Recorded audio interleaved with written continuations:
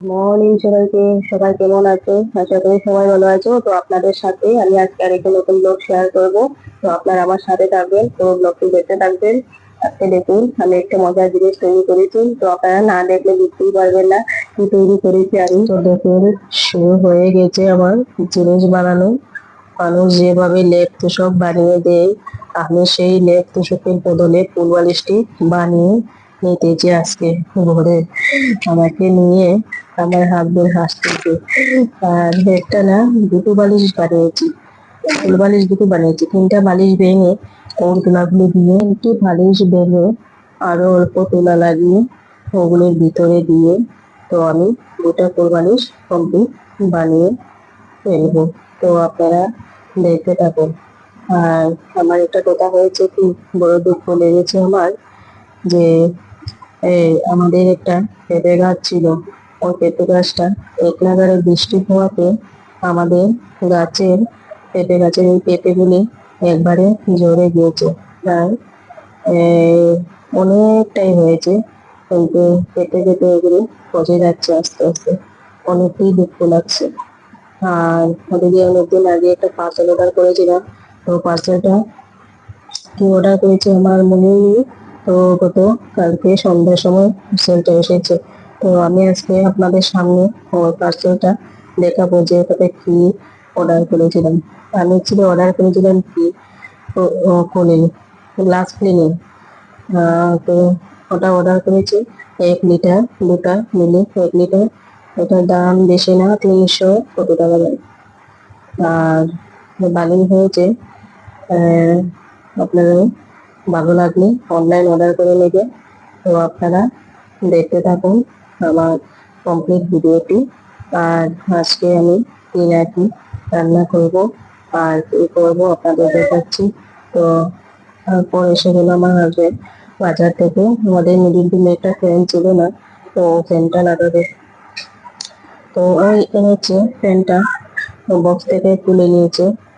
ফ্যানটা জিবা, ওটার দাম পড়েছে প্রায় 1450 টাকা। 1450 টাকা অনেক কমই হয়েছে। তো কম দামে এনেছি, আমাদের ঘরটাকে এত আর সুন্দর না, তো কম দামে কিনে লাগিয়ে দিই।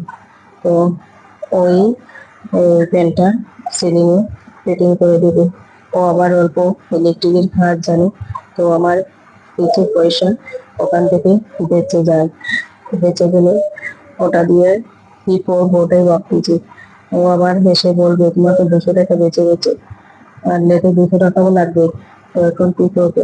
ওটা দিয়ে মিট খেয়ে নিবে। ওটাই করতে চলছি। আর আমি নিচের থেকে ওই বস্তুগুলি দিয়ে দিতে লাগছে, তেল, লোহা আর কি কি জিনিস আমি নিচে থেকে দিতে লাগছে আমার। তো আমি দিতেছি, ও প্যানটা ফিটিং করে নিয়েছে। তো আমাদের গাছে যে পেঁপেগুলি ছিল, ওই পেঁপেগুলো দিয়ে একদিন সিদ্ধ, একদিন তরকারি, একদিন ভাজি বানিয়ে নিত। আজকে আমি এই পেঁপেগুলো দিয়ে কিছু কিছু পেঁপে দিয়ে আজকে তো ভাজি বানাবো। আর আজকে হলো আমাদের শুক্রবার, নিরামিষ দিন।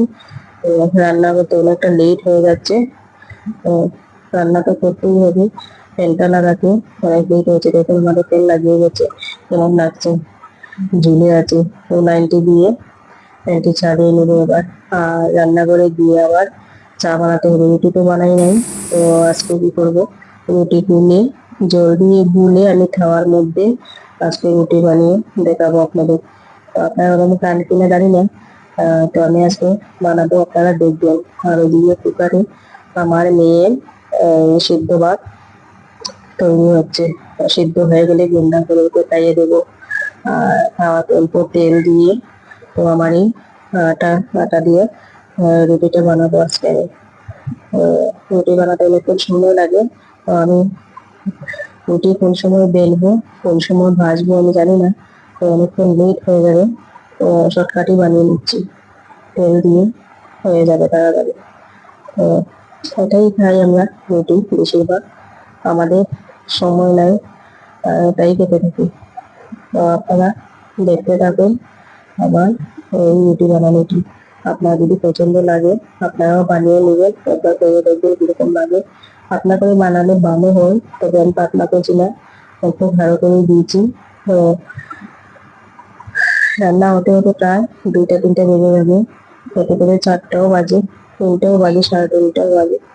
আমাদের বেবিকে নিয়ে কাজ করতে অনেকটাই সমস্যা হয় আমাদের। কি করবো, কাজ তো করতেই হবে, কিছু করার নেই।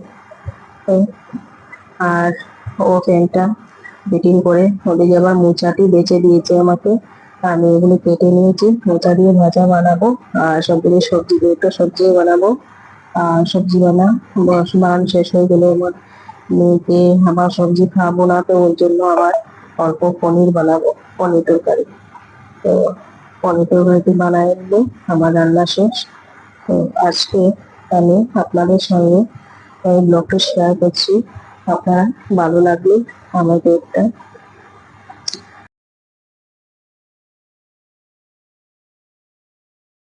ওদিকে আমার মোচার ভাজিটি হয়ে গেছে, আর ওদিকে আমার পনির তরকারি হয়ে গেছে, আলু ভাজা, আলু ভাজছি, একসঙ্গে সবজি দিয়ে দিচ্ছি, আবার তেল, আবার এই মাছ পাঁচফোড়ন দিয়ে দিচ্ছি একসঙ্গে।